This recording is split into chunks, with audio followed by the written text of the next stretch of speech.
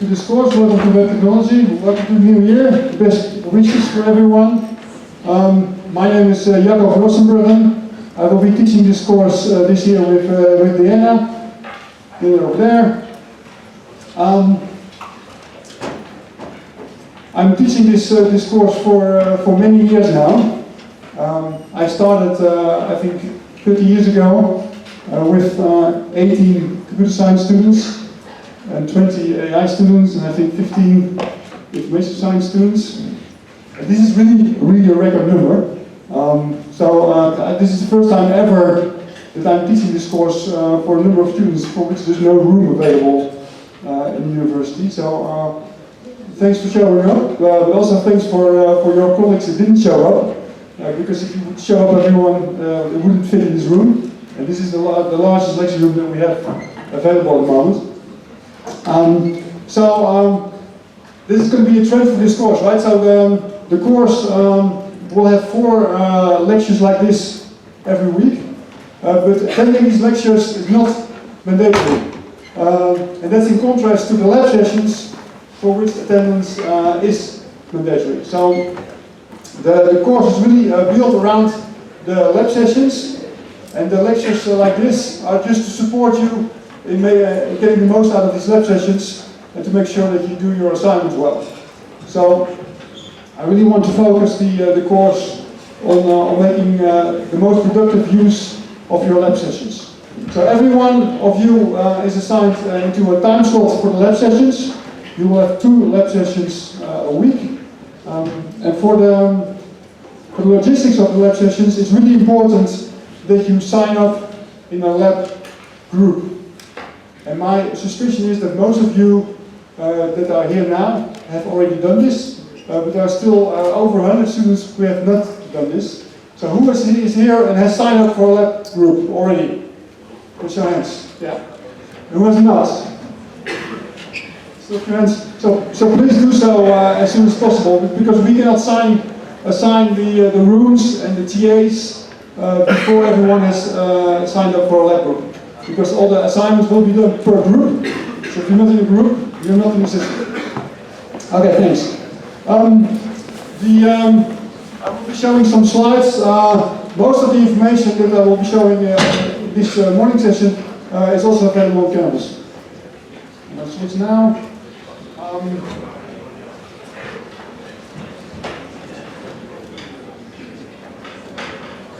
I hope most of you have seen this, right?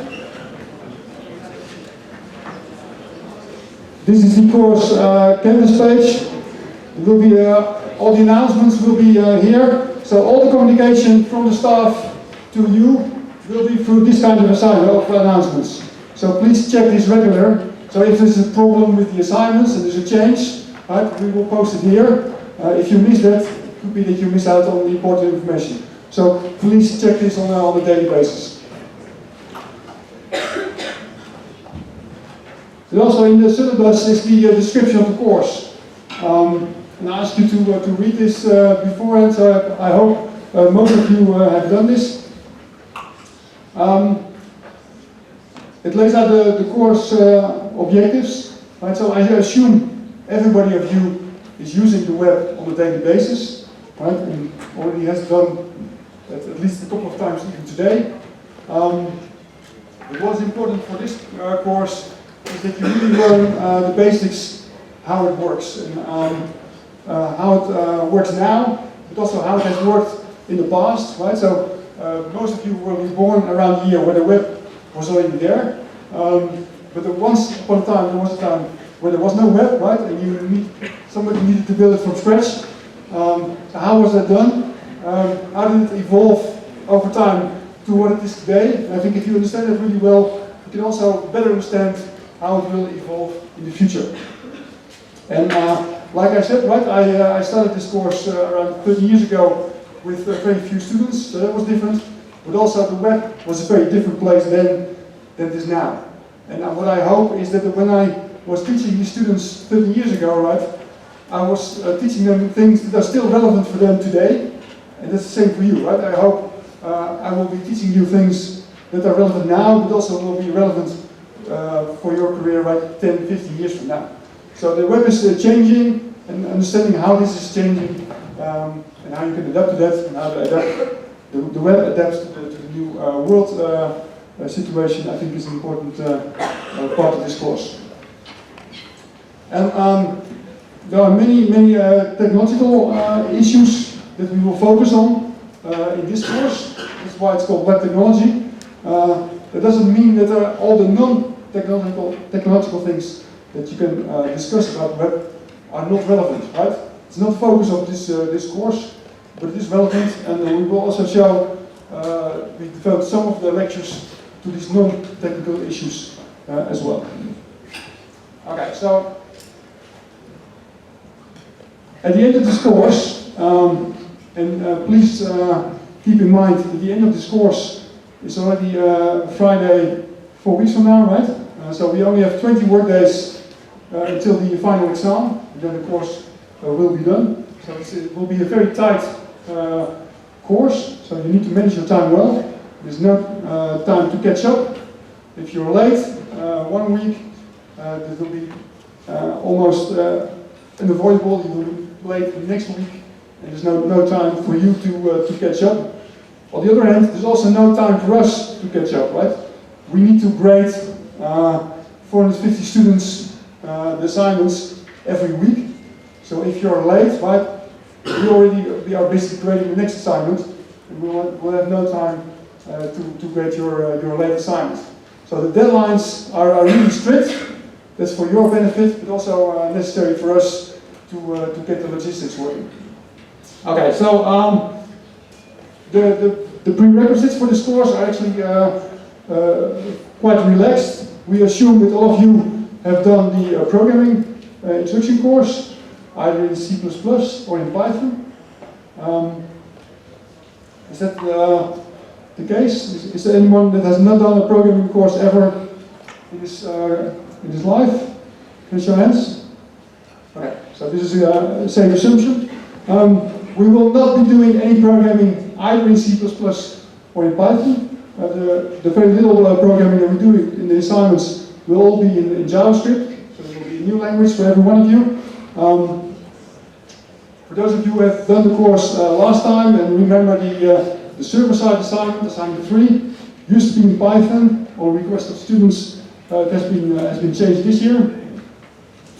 And the other thing I like you to learn, if you have not done this so far, is the use of the command line interface of your laptop. Right. So if you're on Windows, use the Windows prompt or the PowerShell.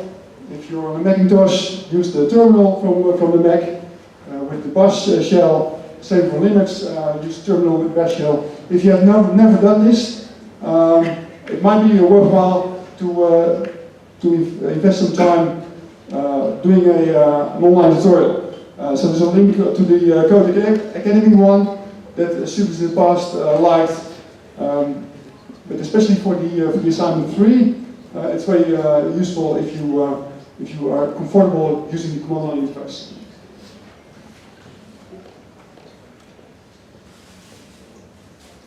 Okay, so I think it's good for everyone if you understand how the grading system works for this course. You can earn 10 points, right? 6 out of 10 points will be awarded based on your assignments. So there will be 4 assignments, 1.5 points each. Right? This already shows that the course is really focused on the assignments, on the lab work, and not on the theoretical part. So 6 points are awarded on the assignments. 3 points will be awarded based on your exam. Will be multiple choice, right? So I will not be asking you to write code during the exam, but I will give you code and then ask multiple choice questions about it. And then we will devote the last lecture especially to what you can expect on the exam. So don't worry about that for now. That will be clear during the course. What is important is that you need to pass the exam to higher than 5.5, right? 5.5 or higher, you need to pass the exam to pass the course. So if you do really, really well on the assignments, but fail the exam, you still fail the course. And that's because every year there are students that have a very active lab partner, don't do any work, get very high grades on their assignments, and then turn out they have not learned enough and fail the exam. Right, so for me, the exam is more check for that than everything else. If you do, the other also works the other way around. If you really make all the assignments and do all the work, you will easily pass the exam. Question? I have a question. You said that there are going to be 4 assignments, right? Yes. But we can only see 3 at the moment in campus, and they have deadlines of 15, 20, and 27th of January. What's the deadline for the 4th one? I will come back to that. I will go over the schedule in a minute. But good question. There's an issue with assignment 4. Right, so then 6 plus 3 is 9, right? There's one point left. That's just to encourage you to really go to these mandatory lab sessions. If you show up at all these lab sessions and do proper work, you will get 1 point for free, right? But that's easy to get. So, formally, to pass the course, there are 4 conditions that you need to meet, right? You need there are 3 conditions because one is there from previous year. I need to fix that. So in the previous years, you needed to hand in practical questions. We have skipped that.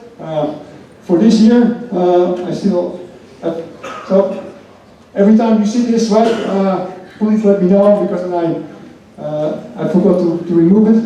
So what is really important? You have to do all the assignments and do a good faith submission of all the assignments, right? So if you hand in an empty sheet with 1.0, that's not doesn't count as a submission of your assignment. The score of the exam must be 5.5 or higher, and the total weight needs to be 5.5 or higher.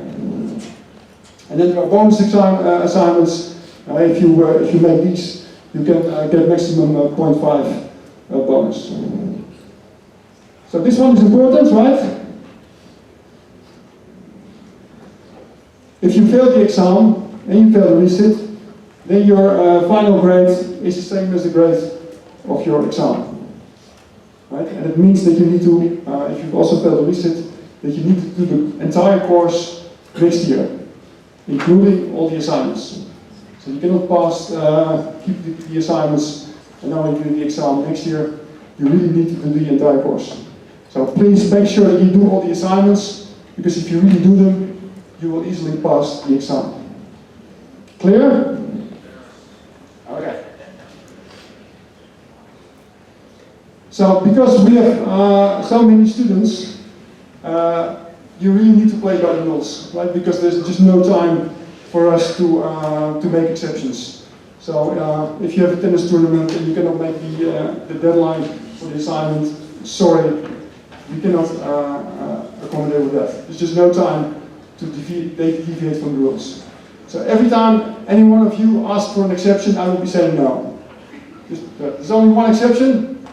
If you talk to your supervisor and your study advisor, and your study advisor asks me to make an exception for you, I always say yes. Right? So it's very clear. If you ask me, I say no. If you talk to your study advisor, you come with a plan because there are special circumstances, because you're ill, you have family issues, you have personal issues. Talk to your study advisor, come up with a plan. The study advisor will come to me with a plan, and I will say yes. And otherwise, on a personal level, there will be no exceptions. Okay, all the communication will be done through Canvas. I already said it. Okay, so this is a part that I don't like. I need to tell you, it's about the official study load. So the course is 6 ECTS, right? And that stands for 168 hours of work. So in a 4-week course, that means more than 40 hours a week on average, right?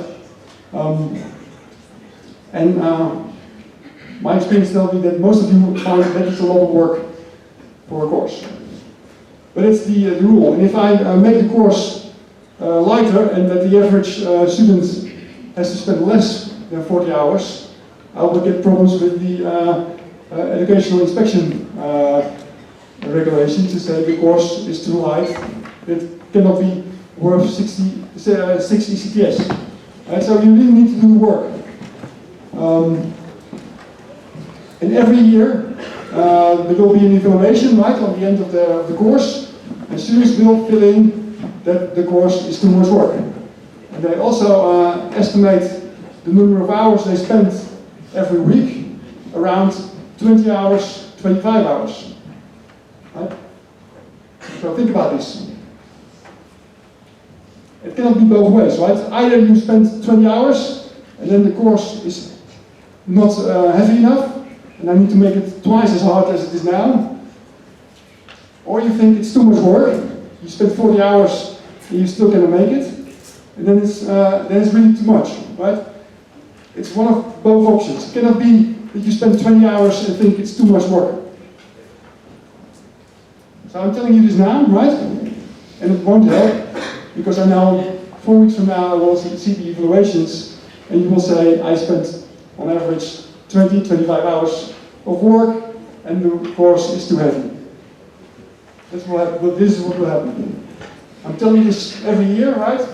And my prediction every year turns out to be true.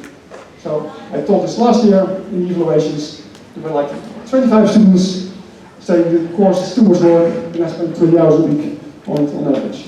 Okay, so 4 weeks from now, I will say I told you so. Doesn't help. Okay, think about it.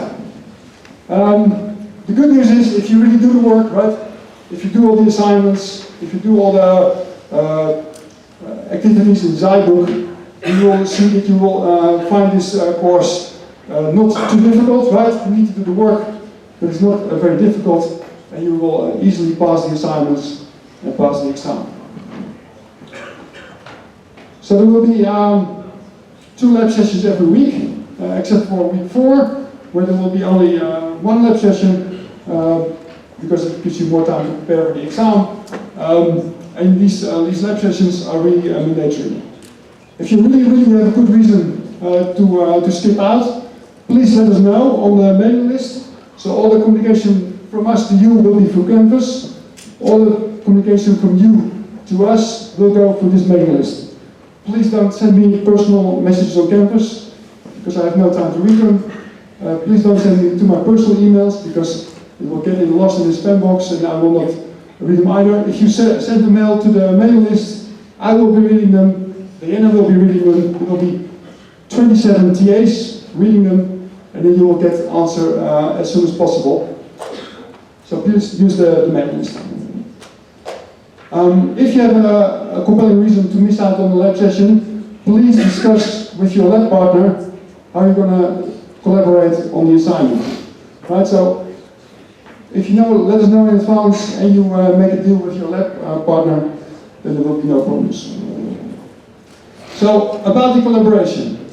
All the first year students will do this course in principle in groups of 2, unless there's special reason not to. All the resit students will do the course alone. That's the rule, right? And if you do the, most of you will be just doing the lab sessions and the assignments in groups of 2. It's really important that you don't divide up the work and you do the first half and your partner does the other half, right? Because on the exam, you need to know everything. So don't split up the work, really collaborate and discuss and do things together. Because that's the way you learn the most, and you learn by doing the assignments, right? It's not that you learn by attending this class and read the side book, and then the assignments are there just to test if you understand it. Doing the assignments is part of the learning curve and part of the way to understand it. It's a bit like mathematics, right? You cannot, in my opinion, you cannot do mathematics by the book. You really need to do the assignments and need to do the practical work. Same as in this course. So please use the lab sessions to collaborate, to discuss. Then you need to learn more. Okay. The practice questions are under which you do, I think those are long. Yeah, okay. We're not doing those? Yeah, so this, there will be no practical questions that you need to sign in.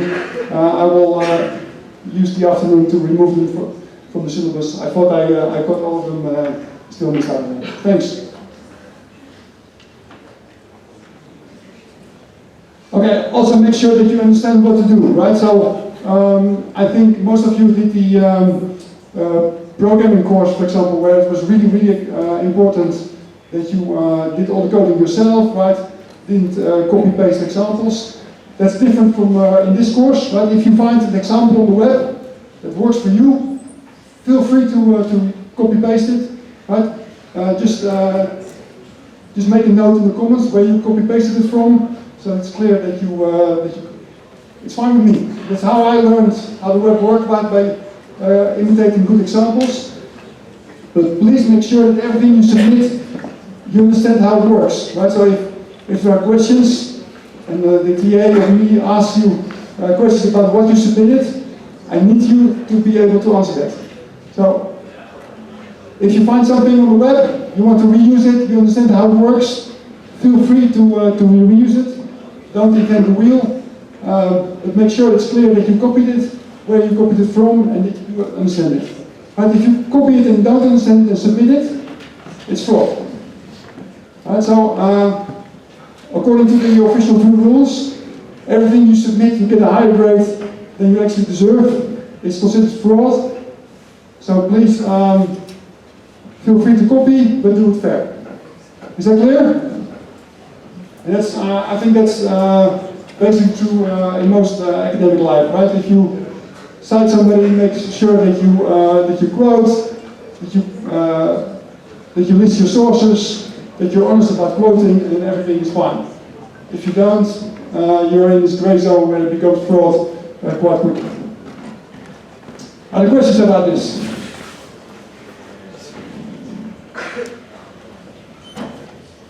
So again, communication through Canvas and through the mailing list, don't send me personal mails. About the learning material. So this year we're going to use the Zybook, so that's for me also new and it's an experiment. Right, so the Zybook was introduced on explicit request of your colleagues last year. So the computer science students did a programming course using the Zybook and were very enthusiastic about it.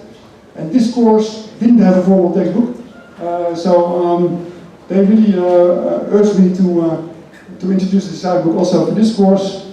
So we're going to try it out this year. If you have feedback, right, about the Zybook in general, about the contents, please use the discussion forums on Canvas to say so, because then I can also give feedback to the Zybook editors, and they can use it to improve the content. If you really don't like the Zybook, also let me know, right? Because we're gonna, at the end of the course, we're going to evaluate if it's worthwhile using it again next year.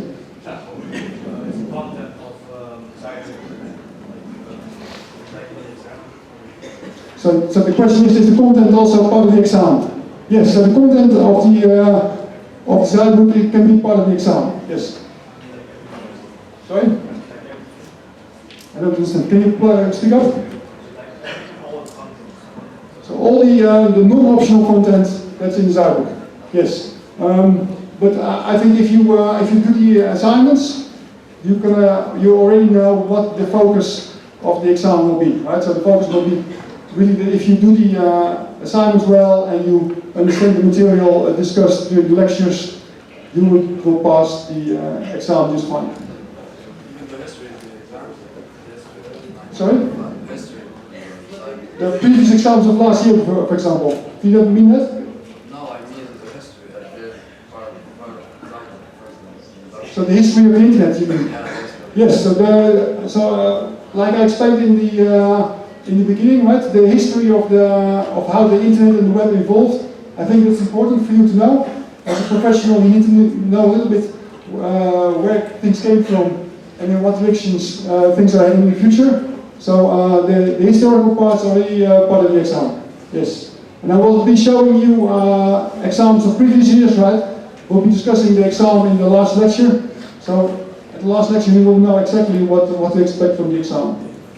So the assignments on Zybook are in the So, so all the assignments on Zybook are not part of the lecture. So I try to mark them all as optional. If I forgot, please let me know, because the intention is that all the assignments in Zybook will be optional, and the only assignments that are formally required for this course will be on campus. That's also because I don't want to depend completely on Zybook in this experimental phase. So it might change next year, but for now, that's how it works. Yeah? So, did everybody manage to subscribe to the Zybook? Are there still problems? Anyone that didn't manage to get access to the Zybook? Very good. Very good.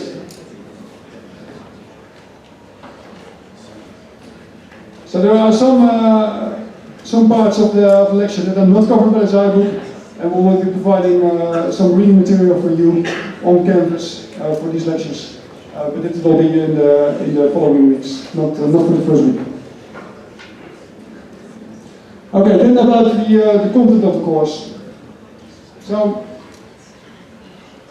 one of the complaints that I do agree with about this course is that there will be a lot of different technologies that are going to be the topic of this course, right? So it's not just JavaScript, it's JavaScript and HTML and CSS and HTTP and the domain name system and Internet IP, and so there are a lot of different things going on, and you need to understand how they work together.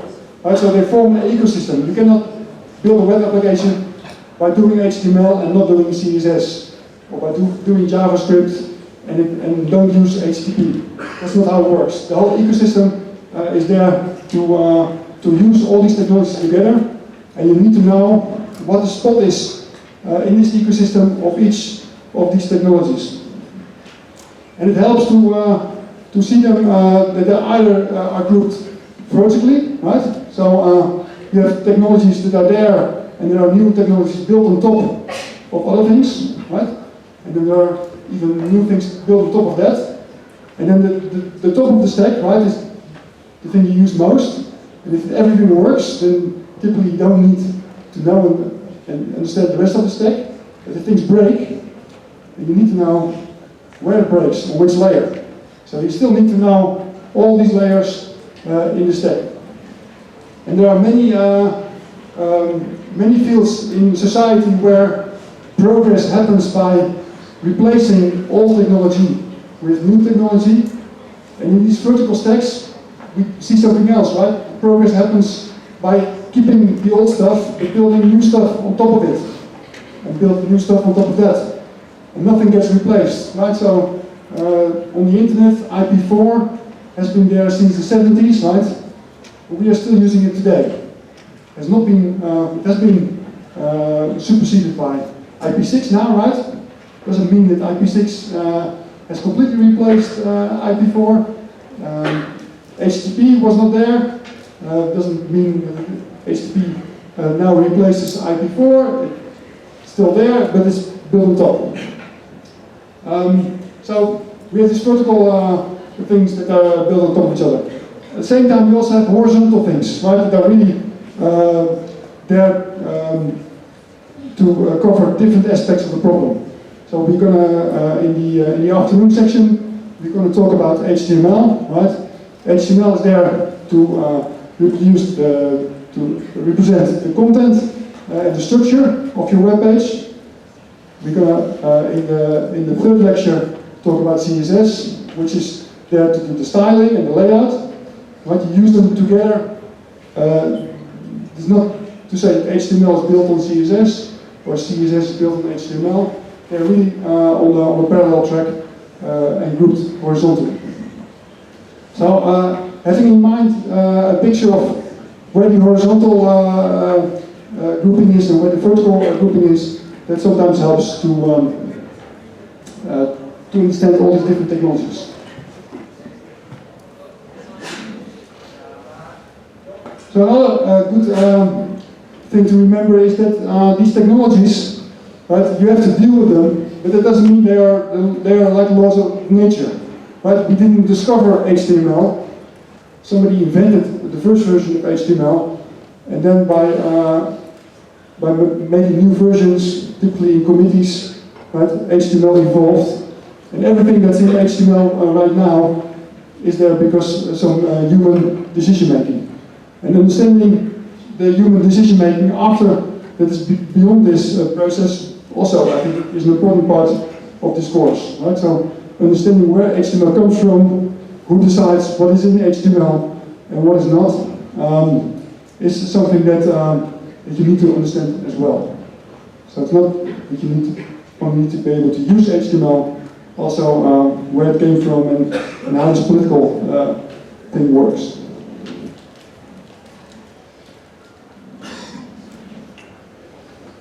Then there's this distinction between a course that's doing a broad overview versus a course that is more focused on these deep insights.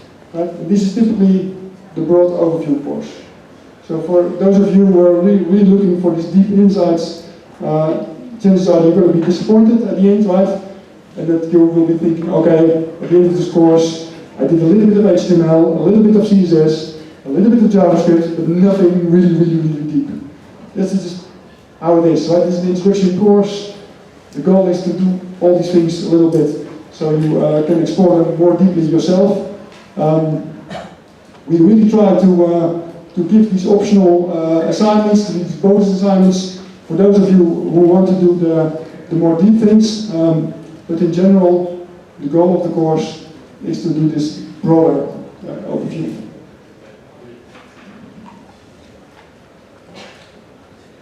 And I think nothing in this course is, if you focus on a single topic of this course, none of these topics are really difficult.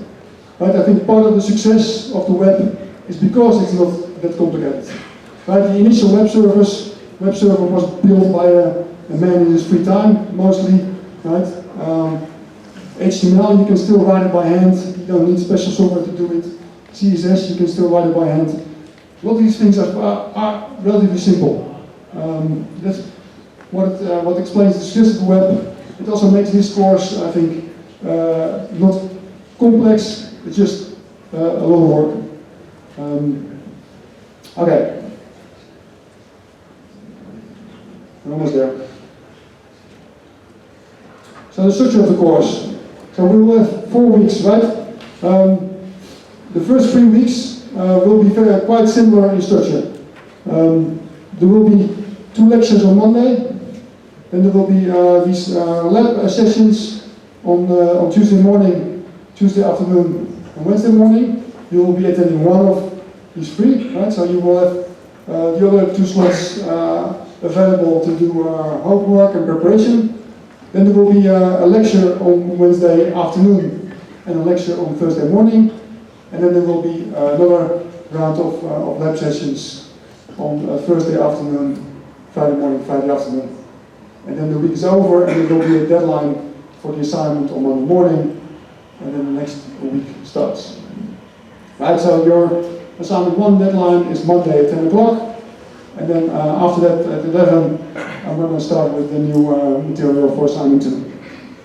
And then the first week will be devoted to course intro, internet basics, history, HTML and CSS markup. And assignment 1, of course, will be about HTML and CSS markup.